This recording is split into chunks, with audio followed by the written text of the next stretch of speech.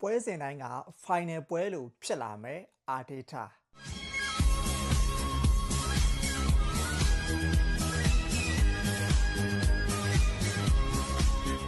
မင်္ဂလာပါဝင်းဘော channel ကနေအားလုံးကိုကြိုဆိုပါရစေကျွန်တော်တို့ဒီ international break ပြီးသွားတဲ့ချိန်မှာလောလောဆယ် Premier League ပွဲစဉ်တွေကတော့မစတင်သေးဘူးကျွန်တော်ဒီနေ့ညမှာဆိုရင် FA Cup ပွဲစဉ်တွေကန်ဖို့ရှိတယ်အာဆင်နယ်ကတော့ဒါအဝေးကွင်းမှာ Southampton အသင်းကိုတွားရောက်ရင်ဆိုင်ရမယ်ကျွန်တော် personal အမြင်ကတော့အာဆင်နယ်ကဒါ AACC အနိုင်ရပြီးတော့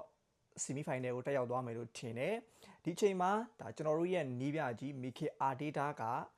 international break ပြီးသွားတဲ့ချိန်မှာသူအသင်းနဲ့ပတ်သက်ပြီးဗာပြောသွားလဲဆိုတော့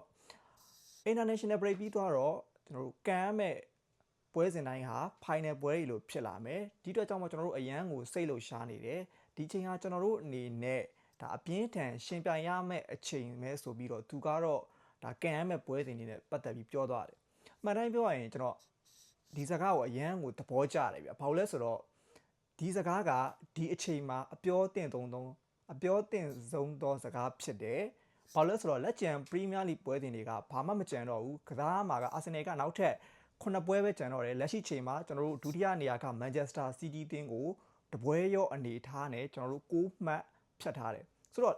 Premier League ဘလာကလက်ရှိချိန်မှာ Arsenal ကရဖို့အတွက်ကျွန်တော် personal မြင်ရဆိုရင်ဒါ85ရာခိုင်နှုန်းလောက်တေချာနေတဲ့သဘောတရားဖြစ်တယ်ဘာလို့လဲဆိုတော့ကျွန်တော်တို့ Arsenal ကဒါ Manchester City နဲ့ထိတ်တိုက်မတွေ့ဆုံပြီးကျွန်တော်တို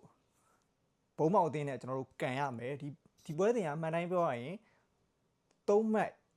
ရမယ့်အနေအထားဖြစ်တယ်ဒီချိန်မှာကျွန်တော်တို့တစ်ဖက်က Manchester City ကဒါ Chelsea နဲ့ပွဲကိုဒါသူတို့ခြေချော်သွားမယ်ဆိုရင်ကျွန်တော်ထိတ်တိုက်တွေးဆုံမှုမတိုင်ခင် Arsenal ကဘူဆွဲဖို့အတွက်ကျွန်တော်69ရာခိုင်နှုန်းတေချာသွားပြီလို့ပြောလို့ရတဲ့အနေအထားဖြစ်တယ်ဒါကြောင့်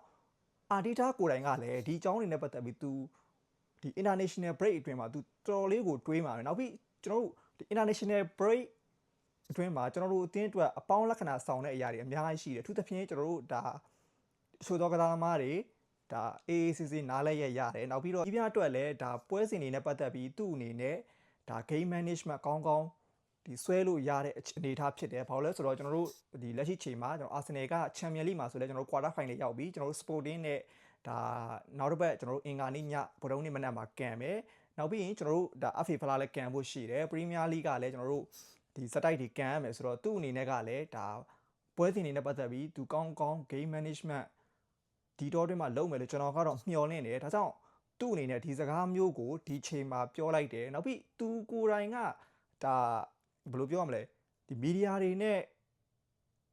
တွေ့ဆုံတဲ့အချိန်မှာဒီစကားမျိုးပြောတယ်ဆိုရင်တေချာတယ်ဗျသူကစားသမားတွေပေါ်မှာသူဘလောက်ထိဒီစူပလာမျော်လင့်ချက်နဲ့ပတ်သက်ပြီးတော့ခေါင်းထဲမှာရိုက်သွင်းထားမလဲဆိုတာကျွန်တော်တို့ဒါရေးဘူးရအားဖြင့်တော့ဒါခံမှန်းလို့ရတဲ့အနေအထားဖြစ်တယ်ဆိုတော့လက်ကျန်ကျွန်တော်တို့ Arsenal ကန်ရမယ့်ကျွန်တော်ပွဲစဉ်တွေနဲ့ပတ်သက်ပြီးကျွန်တော်တို့ဆွေးနွေးကြအောင် Arsenal ကဒီနေ့ညမှာကျွန်တော်တို့ Southampton နဲ့ FA ဖလားပွဲစဉ်ကန်ဖို့ရှိတယ်ခုနကပြောရသလိုပဲကျွန်တော်အမြင်ကတော့ဒီပွဲစဉ်က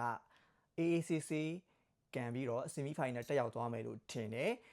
်ကျွန်တော်တို့ဒီလာမယ့်အင်္ဂါနေ့ညဗုဒ္ဓဟူးနေ့မနက်မှာဆိုရင်ကျွန်တော်တို့ Sporting နဲ့ Champions League quarter final ကန်ဖို့ရှိတယ်ကျွန်တော်အမြင်ကတော့ဒါ Arsenal နှစ်ကြော့ကန်ရမယ်ဖြစ်တော့Arsenal ပဲဒါ semi final တက်ရောက်သွားမယ်လို့ထင်တယ်ကျွန်တော်တို့လာမယ့်တစ်ပတ်ကတော့ကျွန်တော်တို့ဘုံမောက်တင်းနဲ့ကျွန်တော်အိမ်ဝင်းမှာကန်ဖို့ရှိတယ်ဒီပွဲစဉ်ကအရန်ကိုအရေးကြီးတဲ့ပွဲစဉ်ပြဘာလို့လဲဆိုတော့ကျွန်တော်တို့တစ်ဖက်က Manchester City ကကျွန်တော်တို့ Chelsea နဲ့ထိတ်တိုက်တွေ့ဆုံရမယ်ဒီချိန်မှာကျွန်တော်တို့ကအရင်ကန်ရမှာဖြစ်တဲ့အတွက်ကြောင့်ကျွန်တော်တို့ကဒီပွဲစဉ်ကိုနိုင်လိုက်ပြီဆိုတာနဲ့ Manchester City ကို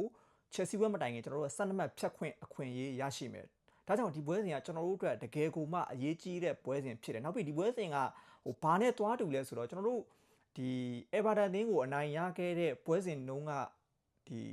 ီခန်းစားချက်မျိုးသွားပြီးရတယ်ဗျဘာလို့လဲဆိုတော့ကျွန်တော်တို့ဒီ add-on ကဒါ Manchester City ကကျွန်တော်တို့မကန်သေးဘူးကျွန်တော်တို့ဒါ Arsenal က Everton ကိုအိမ်ဝင်းမှာတကယ်ကိုမှအကျိတ်နဲ့ကစားပြီးတော့ကျွန်တော်တို့ 2-0 နဲ့အနိုင်ရရှိခဲ့တယ်ဒီချိန်မှာကျွန်တော်တို့ဒါ Manchester City ကတကယ်ကိုမှဖီအားတွေကကြောက်ရောက်ပြီးတော့ဒါ West Ham တင်းနဲ့ကျွန်တော်တို့တစ်ဖက်တကိုးစီတေးကြသွားတယ်ဒါကြောင့်ကျွန်တော်တို့အခုလက်ရှိချိန်မှာ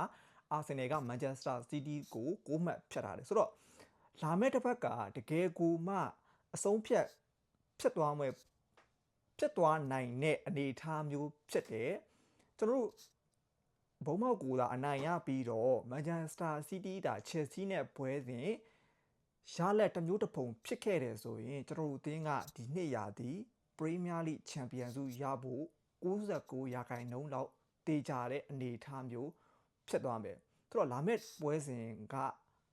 အရန်ကိုအရေးကြီးတဲ့ပွဲစဉ်ဖြစ်တယ်အာတီတာအနေနဲ့ကလည်းတကယ်ကိုမှ game management ကောင်းကောင်းနဲ့ပွဲစဉ်တိုင်းကိုချင်းကပ်မယ်လို့ကျွန်တော်ကတော့ယုံကြည်မိတယ်ဆိုတော့ Arsenal ပရိသတ်တွေနဲ့ရောဘယ်လိုမြင်ကြလဲလက်ကျန်ပွဲစဉ်တွေမှာကျွန်တော်တို့အသင်းဒါယာဒီမသိမ်းခင်ကျွန်တော်တို့စူဖလားရရှိသွားမလားဒါမှမဟုတ်ရင်ကျွန်တော်တို့ဒါပွဲစဉ်38ထိအကျိတ်နဲ့ကစားပြီးတော့စူဖလားရရှိသွားမလားကောင်းမှာဝင်ရောက်မှတ်ချက်ရေးပေးသွားလို့ရပါတယ်အဆုံးထိကြည့်ပေးကြလို့အားလုံးကိုကျေးဇူးတင်ပါတယ်ခင်ဗျာ